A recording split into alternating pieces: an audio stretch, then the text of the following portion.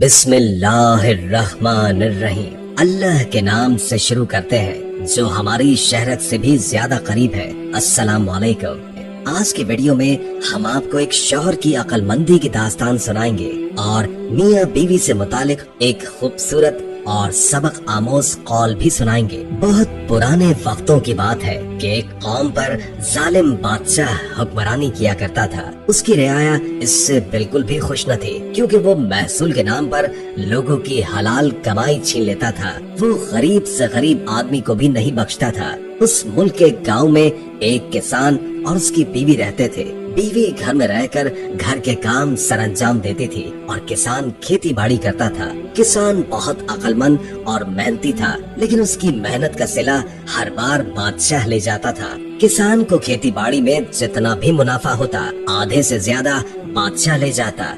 دونوں میاں بیوی بادشاہ کے مظالم سے بہت تنگ آئے ہوئے تھے، لیکن ان کے پاس کوئی اور راستہ نہ تھا۔ ان کو وہیں تو رہنا تھا۔ ایک دن کسان اپنے کھیت میں زمین کھود رہا تھا۔ بے دہانی میں اس نے ذرا زیادہ زمین کھود دی۔ اس نے زمین کھودنے والا آلہ ایک بار پھر سے زمین پر مارا۔ اچانک اسے کوئی آواز سنائی دی۔ اس نے پھر سے اپنا آلہ زمین پر مارا، کیونکہ آلہ زمین میں دھس نہیں رہا تھا۔ کسان نے اپنا آلہ ایک طرف رکھا اور جھک کر ہاتھ سے مٹی کھودنے لگا۔ تھوڑا سا ہی کھودا تھا کہ اسے ایک چھوٹی صندوق نظر آئی۔ اس نے صندوق کھولی تو اس صندوق میں بے حد قیمتی سونے کا زیور تھا۔ اس نے صندوق جلدی سے بند کی اور اپنے تھیلے میں چھپا دی اور احتیاط کرتا گھر گیا۔ گھر آ کر اس نے وہ صندوق اپنی بیوی کو دکھایا۔ بیوی صندوق دیکھ کر حیران تو ہوئی، لیکن بہت خوش بھی ہوئی تھی۔ کسان نے بیوی سے کہا کہ یہ بات ان دونوں کے درمیان رہے گی اور یہ صندوق گھر کے صحن میں دفنا دیں گے تاکہ بادشاہ کو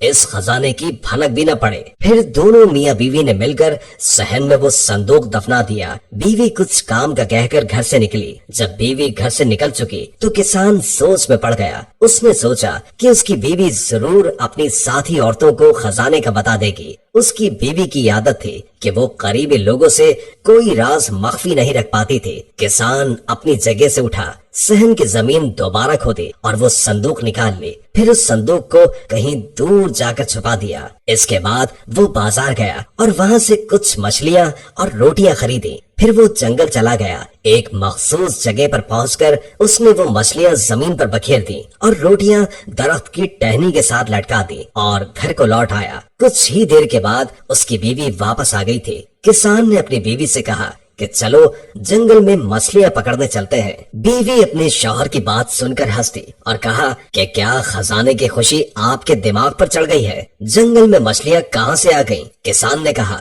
چلو تو صحیح۔ بیوی اپنے شوہر کی بات مانتے ہوئے اس کے ساتھ جنگل کی طرف نکل گئی۔ دونوں جنگل میں چل رہے تھے جب بیوی کے قدم ایک دم تھم گئے۔ یہ اتنی ساری مچھلیاں یہاں کیسے؟ اور یہ روٹیاں درخت پر کیوں لٹکی ہوئی ہیں؟ بیوی کی بات سن کر کسان نے کہا یہاں پر کبھی کبھی مچھلیاں اور روٹی کی بارش ہوتی ہے، اسی بارش کے دوران یہ روٹیاں درخت پر اٹک گئی ہوں گی۔ بیوی نے آگے بڑھ کر روٹیاں درخت سے اتاری تو وہ بالکل تازہ تھی۔ دونوں نے مچھلیاں اور روٹیاں اٹھائی اور گھر واپس آ گئے۔ کچھ دن ایسے ہی پرسکون گزر گئے۔ گھر میں رزق کی فراوانی ہو گئی۔ دونوں میاں بیوی خوش تھے، لیکن گاؤں میں یہ بات پھیلنے لگی کہ کسان اور اس کی بیوی کے پاس بہت بڑا خزانہ ہے۔ اگرچہ کسان اس بات سے انکار کرتا رہا، لیکن یہ بات اتنی پھیل گئی کہ بادشاہ کے کانوں تک جا پہنچی۔ بات کی تصدیق کے لیے بادشاہ اپنے وزراء کے ہمراہ کسان کے گھر آ گیا اور کسان سے کہا اگر تمہارے پاس خزانہ ہے تو شرافت سے بتا دو۔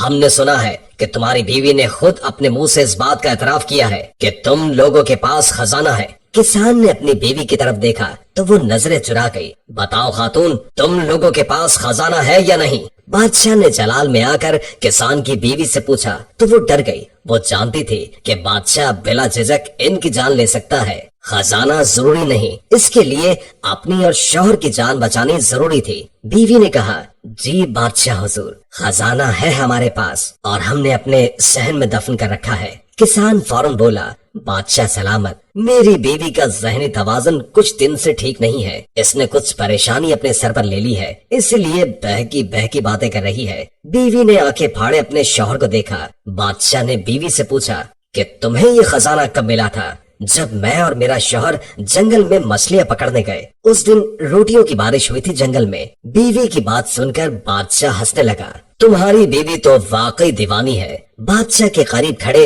एक वजीर ने बादशाह के कान में सरगोशी की तो बादशाह ने अपने सिपाहियों को सहन खोदने का कहा। सिपाही शाम तक सहन खोदते रहे लेकिन कुछ न मिला। बादशाह को यकीन हो गया कि किसान की बीवी ठीक नहीं और खुद से कहानियां घड़ रही है। सो वो अपने सिपाहियों के साथ वापस महल की तरफ रवाना हो गया। इसके बाद किसान ने सब कुछ सच सच अपनी बीवी को बता दिया और कहा कि अगर मैं वो सब कुछ न करता तो हम दोनों मारे जाते, और ये भी तलकीन की कि किसी पर आसानी से यकीन मत किया करो। जिनको तुम दोस्त समझती हो सकता है कि वही तुम्हारे बदतरीन दुश्मन हो। दिलों के हाल सिर्फ अल्लाह ताला जानते हैं। हम इंसान तो सिर्फ एहतियात ही कर सकते हैं। दोस्तों, एक आलिम दीन ने किसी औरत से पूछा कि शादी के बाद शौहर से मोहब्बत क्यों खत्म हो जाती है, तो आलिम ने जवाब दिया कि शादी के बाद अक्सर औरतें ऐसी जिंदगी गुजारती हैं कि जैसे उन पर कोई बोझ डाल दिया गया हो। कहते हैं कि औरत अगर सच्ची और नेक दिल हो तो घर को महल बना देती है, और अगर औरत बदजुबान